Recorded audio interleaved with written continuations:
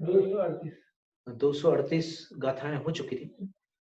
फिर तदनंतर उसमें 11 प्रतिमाओं का चित्रण था, जिसमें व्यसनों का वर्णन, उनका फल, सब कुछ बतलाया था। और 11 प्रतिमाओं में भी वर्तमान में इस समय द्वितीय प्रतिमा का वर्णन प्रवर्तमान है। और द्वितीय प्रतिमा में 5 अणुव्रत, 5 गुणव्रत, 3 गुणव्रत और 4 शिक्षाव्रत बताए हैं। तो 4 शिक्षाव्रतों में प्रथम 2 शिक्षाव्रत भोग परिमाण, परिभोग परिमाण, और तीसरा पर शिक्षाव्रत अतिथि संविभाग शिक्षाव्रत। तो उसके अंतर्गत दान का विस्तृत वर्णन है, और उसमें दान के पात्र कौन है, दातार कौन है, दान की विधि कैसी है, और देने योग्य 4 वस्तुएं कौन सी होती हैं, आहार, औषध, शास्त्र और अभय दान। 4 प्रकार के दान वो दातव्य हैं, देने योग्य हैं।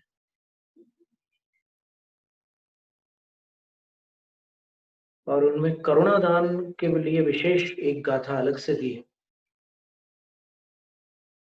आहार दान के लिए एक गाथा दी है, फिर करुणा दान के लिए अलग से गाथा दी है। अन्यथा औषध दान, शास्त्र दान और अभय दान, आहार दान, औषध दान, शास्त्र दान और अभय दान, ये 4 प्रकार के दान हैं जो देने योग्य हैं। लेकिन इनके बीच आचार्य वसुनंदी ने एक गाथा ऐसी भी दी है कि जहां पर वो कह रहे हैं कि जो अत्यंत वृद्ध है, अत्यंत बाल है, बोल नहीं पाते, अंधे हैं, बहरे हैं और देशांतरित है,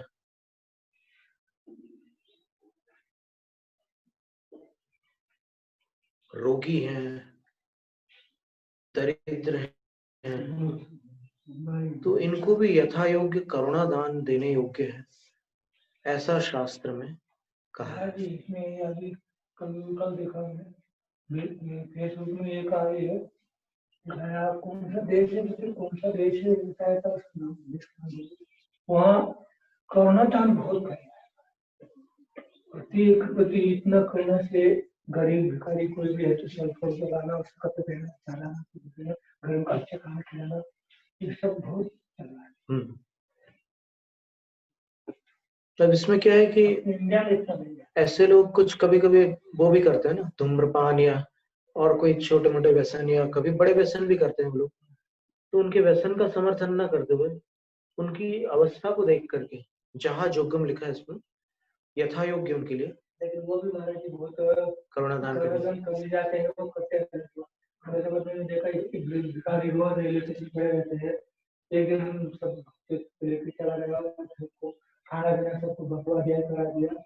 वो क्या करते हैं, ये खाना है ना, किसी दूसरे को दे देते हैं, पैसा देते हैं, 5 रुपए आगे बहुत है, 2 रुपए आगे बहुत है, 2 रुपए ले लेंगे, वो चरस हाथ पर रख देंगे, चरस क्या होता है वो ठेला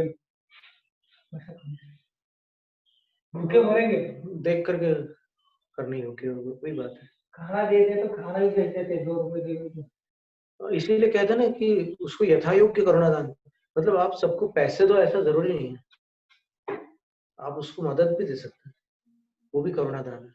कुछ भी दे देंगे तुम्हारे जीवन। तो ऐसे 4 दान में उन्होंने 5 दानों का वर्णन कर दिया, तो जिससे क्या है कि प्राय करके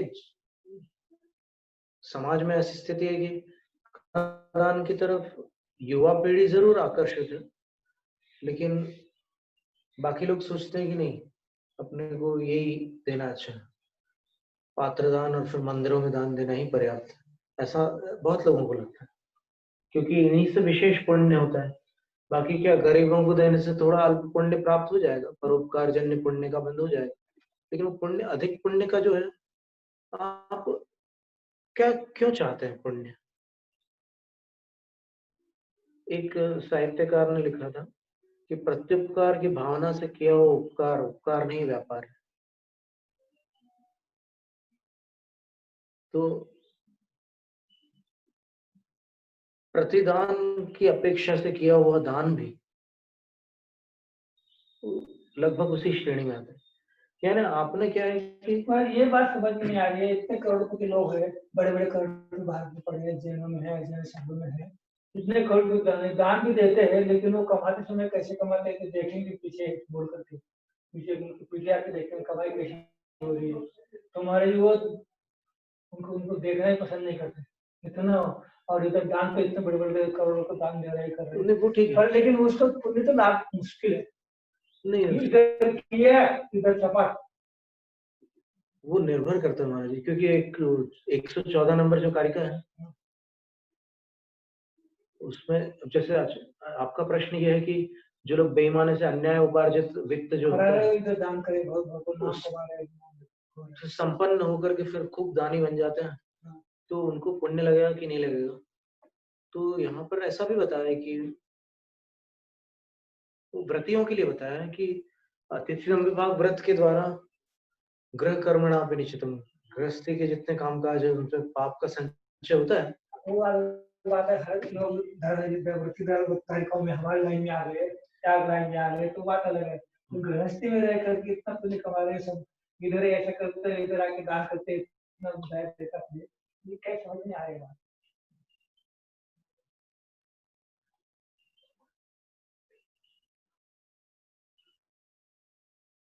हाँ, ये सारी स्थितियां तो है वर्तमान काल में, बहुत से ऐसे विषम स्थितियां हैं। घर में भाई को कभी एक छोटी कौड़ी भी नहीं देंगे, वो तो भूखे मारेंगे, समाज जाके दान करेंगे, ये कैसा दान है समझ नहीं आता।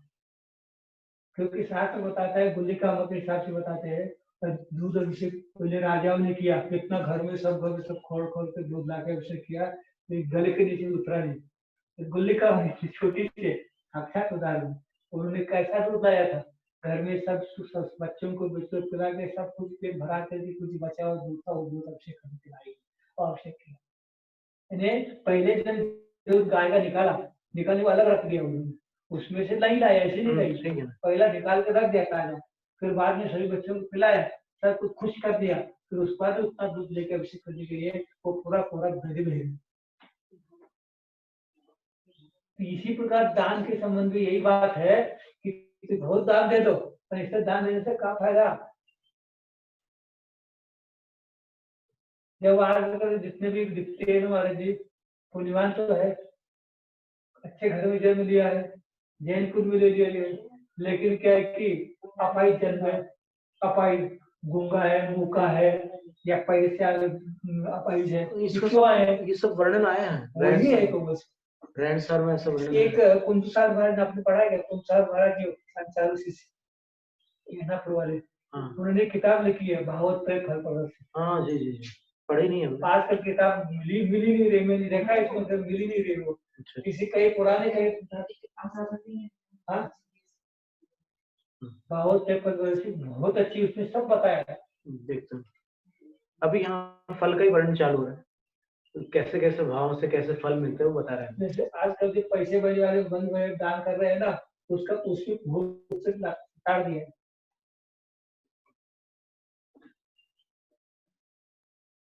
आज कोई भी साधु इस बात पे खुल के नहीं बोलता है, क्यों नहीं बोलते?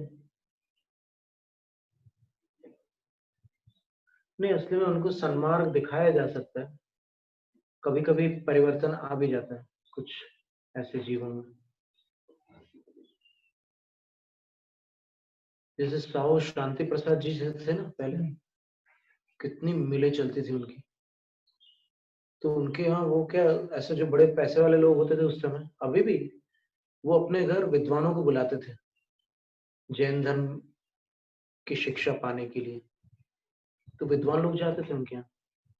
तो एक बार जगन लाल पंडित जी गए थे वहां पर उनके यहाँ, तो तत्वार सूत्र का 6ठा अध्याय चल रहा था, बहुवारंभ परिग्रहत्वम नारकस्य आयुष्य। तो उन्होंने पंडित जी ने बिल्कुल निर्भीकता से उसका व्याख्यान कर दिया। बाकी कोई होता तो घबरा जाता वहां पर, उनकी कितनी मिले थी, तो बहुत आरंभ और बहुत परिग्रह तो था ही उनका, लेकिन क्या कहा पंडित जी, फिर से बोलना, ऐसा बोला उन्होंने शांति प्रसाद जी। तो पंडित जी बोलते हैं कि मैं कुछ नहीं बोल रहा हूँ, यहाँ जो लिखा रहा वो सुना रहा हूँ। तो फिर ऐसे सोच में पड़ गया वो थोड़ी। तो ऐसा कभी कभी होता भी है कि उनको उस तरीके से कोई बात दी जाए तो वो विचार भी करते हैं, और फिर विचार करने के बाद फिर कुछ विराम भी लगाते हैं कभी कभी।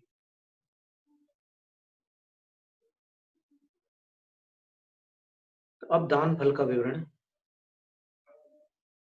अन्नानिरोविजम्मा कज्जन कुणंत्रिणी फलारंभम तम्मादान सफलम समासदो वर्णये सामी।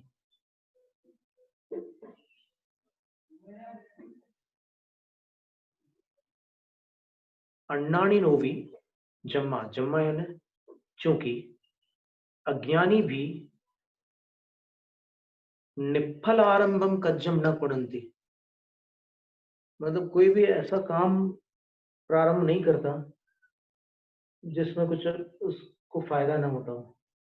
कोई भी अज्ञानी ऐसे काम नहीं करता जिसमें कुछ मिलता ना हो। तम्मा इसलिए दान फलम समास में दान के फल संक्षेप से वर्णन कर देता हूँ, करूंगा।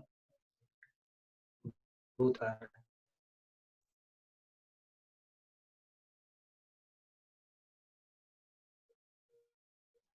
ज उत्तम खित्ते पैन्न मण्डम सुबहुफलम हुई तदान फणम फलमणीयम दंडम तिविहस पत्तस्य। जिस प्रकार उत्तम क्षेत्र में प्रकीर्ण अर्थात बिखरा हुआ अन्न सुबहुफलम हुई, बहुत सुला होता है।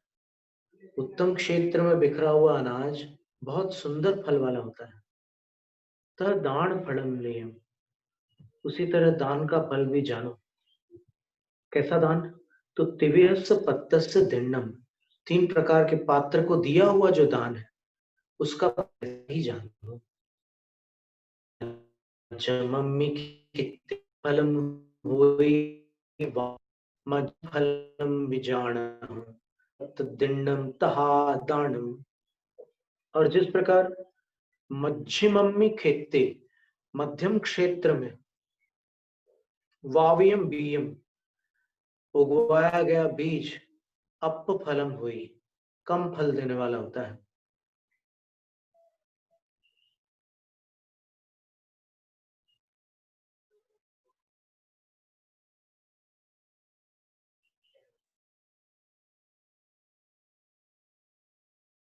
तहा उसी तरह कुपत्त दिन्नम दानम मध्यम फलम विजाणम, कुपात्र को दिया हुआ दान मध्यम फल वाला होता है, ऐसा जानो। कुपात्र वास्तव में देखा जाए तो है तो दिगंबर साधु ही, मुनिराज है, बस मिथ्या दृष्टि है। अब कैसे पहचानोगे कि मिथ्या दृष्टि है, सम्यक दृष्टि है? तो फिर वो पहचान ऐसी है कि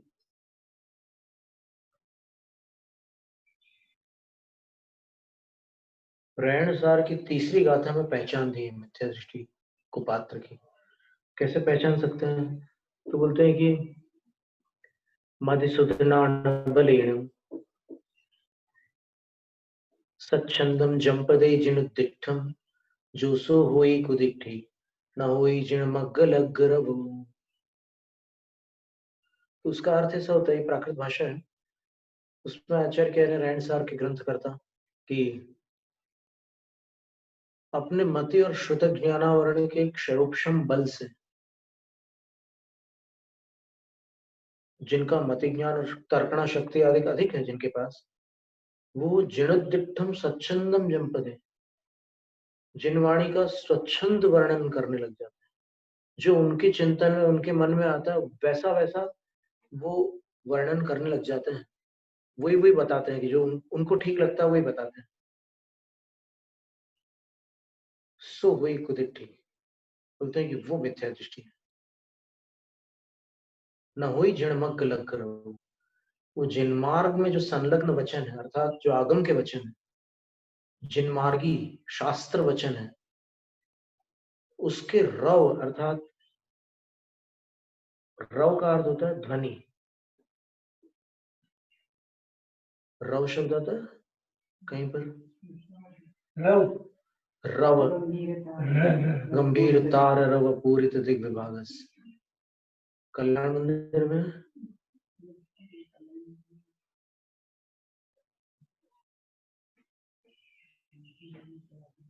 मधुरम विरौती रु शब्द, वहां पर भी छठे काव्य में भी विरौती शब्द है ना, उस रु धातु से ही रव शब्द बना है प्रत्यय कर, वहां पर रौती जो क्रियापद बना दिया है। तो वो जिन मार्ग से जुड़े हुए वचनों के उच्चारण से रहित है और मिथ्या दृष्टि है,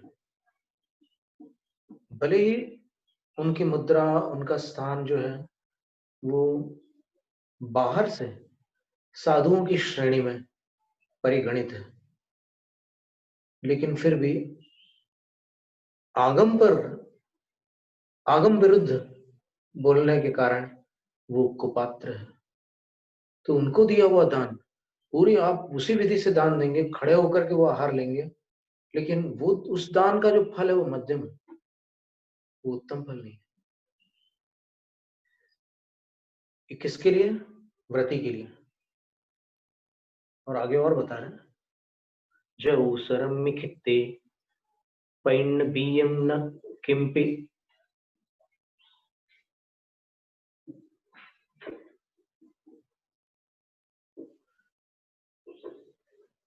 विरुहुई रुहेई फलवज्यम व्याण अपत्यदानम तहादानम अपत्य दिन्नम तहादानम। कुपात्र को दिया हुआ दान जो होता है मध्यम फल देता है, मध्यम पात्र को दिया हुआ दान उत्तम पात्र की अपेक्षा से अल्प फल देता है।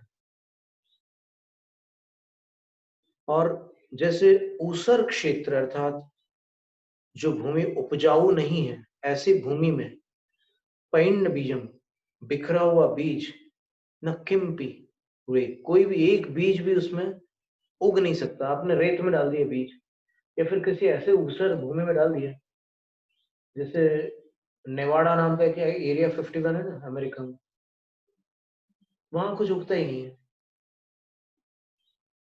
या फिर जहां पर कभी कोई ऐसी दुर्घटना हो जाती है कि पूरा पेट्रोल बिखर जाता है और आग लग जाती है, तो वो भूमि जो होती है बंजर हो जाती है, उसमें भी कुछ नहीं उग सकता। तो आचार्य उसका उदाहरण दे रहे हैं कि ऐसे स्थान पर डला हुआ बीज, कोई बीज उग नहीं सकता। तो इसी तरह अपात्र को दिया हुआ दान फल रहित होता है, ऐसा जान निष्फल होता है। अपात्र कौन है? जो व्रत शील सम्यक्त अधिक से रहित है, वो अपात्र है। कम्य अपत्य विशेषे दिन्नम दानम दुहावहम होई जब विसहरस दिन्नम दिव्य विसंजाये खीरम।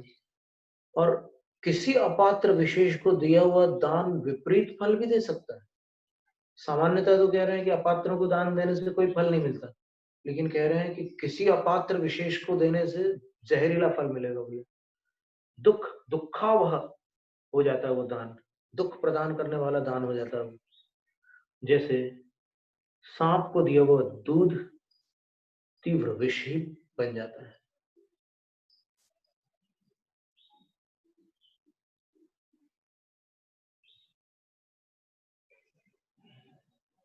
ये इसका अभिप्राय समझ में आ रहा है ना? एक तो अपात्र जो व्रत संयम आदि से रहित है, नियम से रहित है, और सम्यक दृष्टि भी नहीं, मिथ्या दृष्टि है, तो उसको देने दिया हुआ दान व्यर्थ है। और किसी अपात्र विशेष को दिया हुआ दान दुखदायी भी होता है।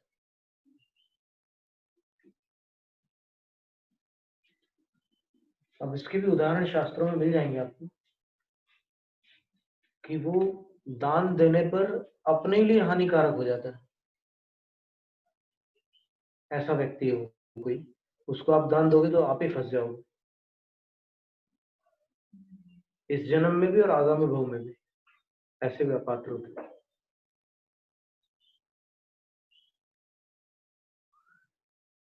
मेहा वीणम ऐसा सामण्य परोवणा मयि उत्ता इन्नम पभणामि फलम समासो मंद बुद्धिनम।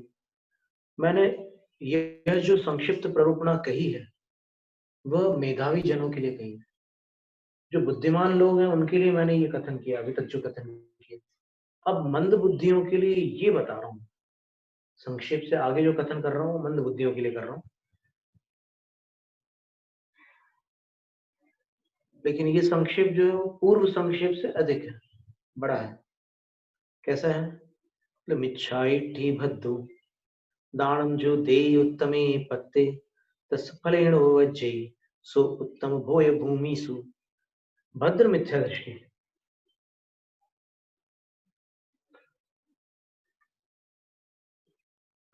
जो किसी भी प्रकार के पंथवाद और कषाय भावों से लिप्त नहीं रहता, भद्र है, विनयवंत है, सज्जन है, लेकिन सम्यक तो नहीं है उनके पास, वो यदि उत्तमे पत्ते दानम दे, जो मिथ्या दृष्टि, जो मध्य मिथ्या दृष्टि उत्तम पात्र के प्रति दान प्रदान करता है, तस् फलेन उस दान के फलस्वरूप सो वह उत्तम भोय भूमिसु उपज्जयी, उत्तम भोग भूमियों में उत्पन्न हो जाता है। जो मध्यमम पत्तम मिदे दानम वाम दिट्ठीवी सो मध्यमा सुजीवो उपज्जयी भोय भूमिसु। जो मध्यम पात्र में वाम दृष्टि अर्थात मिथ्या दृष्टि दान प्रदान करता है, वह नियम से वह जीव मध्यम भोग भूमियों में उत्पन्न हो जाता है। जो पुण्यजहन्न पत्तम मिदे दानम तहा विहो विनरो जाई फलेन जहन न सुभोय भूमि सुसो जीवो।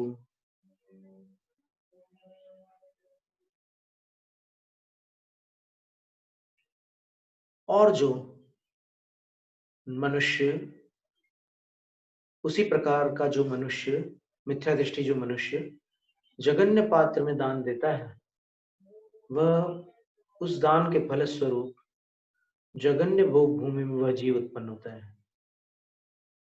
जायई कुपत्त दाणी नवाम दिट्ठी कुभोय भूमिसु।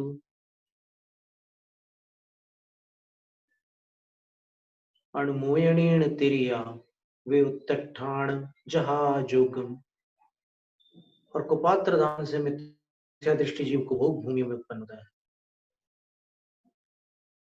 और तिर्यंच भी उक्त स्थान को यथा योग्य अनुमोदना करके प्राप्त कर सकते हैं।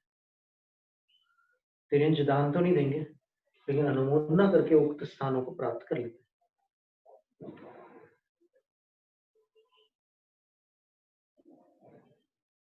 बद्धा होगा सुदिट्ठी अणुमोयणेन ते यावे नियमेण वज्जन्ति ते उत्तम भोग भूमिसु।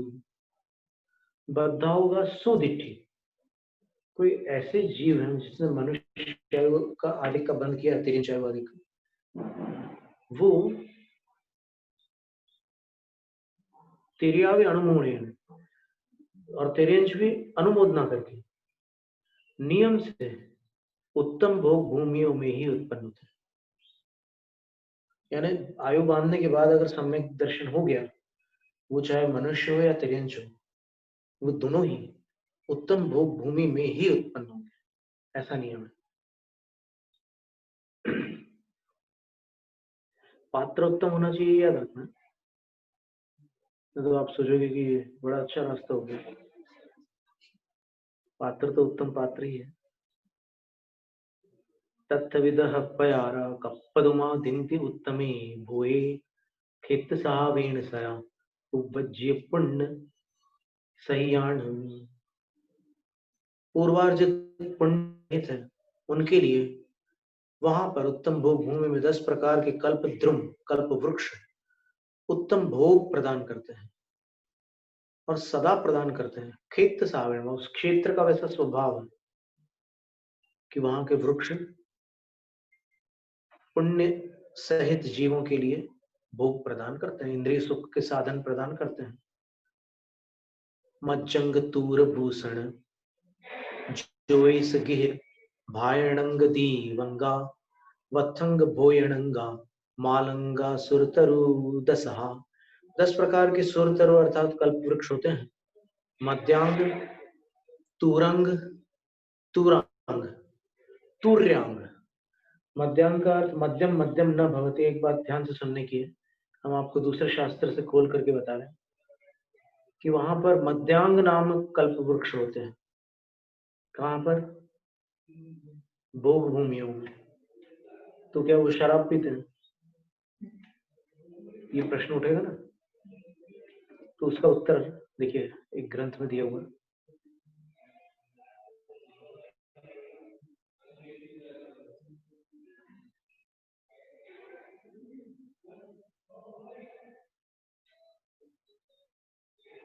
वहाँ भोग में प्रश्न उठने से पहले पहले भोग में क्या है, भोग में जो है वही है, उसमें बदल नहीं हो सकता। यही उत्तर है इसका। क्या? नहीं, वो शराब नहीं है ये बताना चाह रहे थे। जो मध्यांग है ना, शराब नहीं, वो शराब नहीं है ये बता रहे बस, और कुछ।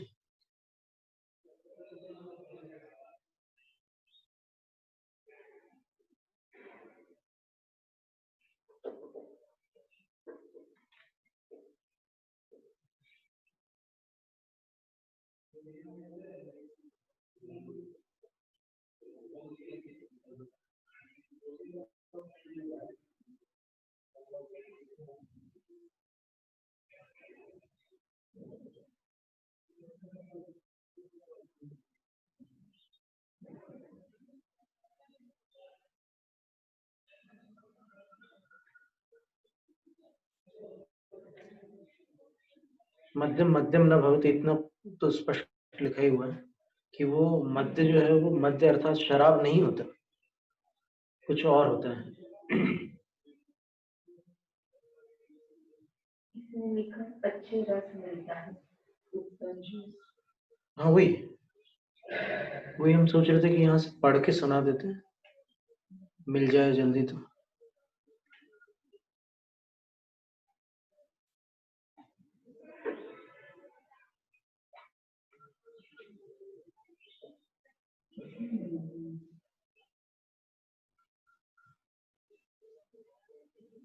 तत्वार्थ वृत्ति में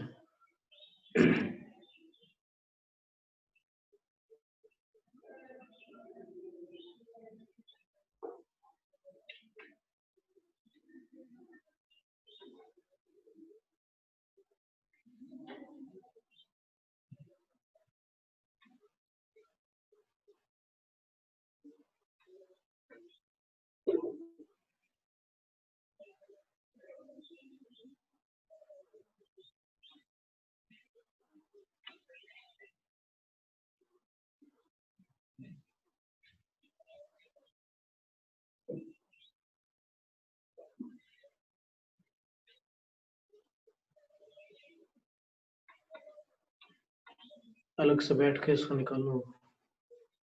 तो अभी ऐसे ही समझ लो कि वो मध्य नहीं है, इतना ध्यान में रखना है।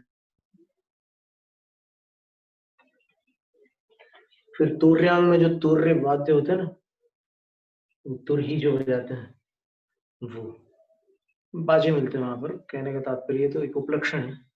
फिर भूषणांग में आभूषण मिलते हैं। ज्योतिरंग में प्रकाश मिलता है ज्योतिरंग से। फिर गृहांग से घर मिलते हैं रहने के लिए। भायणांग भाजनांग से बर्तन मिलते हैं। और दीवंग से दीपांग से दीपक मिलते हैं। वस्त्रांग से वस्त्र मिलते हैं। और भोजनांग से भोजन मिलता है। और माल्यांग मालाएं प्राप्त होती है वहां से। तो ऐसे 10 प्रकार के कल्प वृक्ष होते हैं।